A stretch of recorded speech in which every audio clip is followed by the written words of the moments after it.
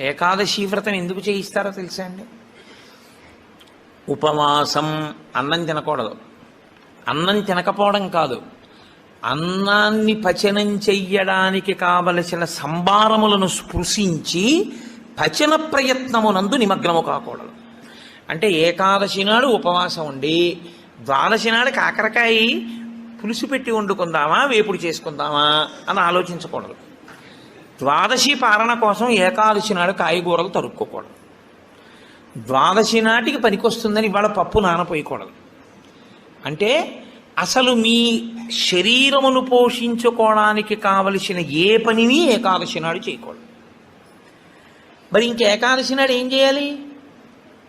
అసలు చాలా నిష్కర్షగా మాట్లాడితే నిర్జలోపవాసం, ముక్కోటి ఏకాదశి. నీటిని త్రాగకూడదు, ఉమ్ము మింగకూడదు. ఈ నిర్జలోపవాసం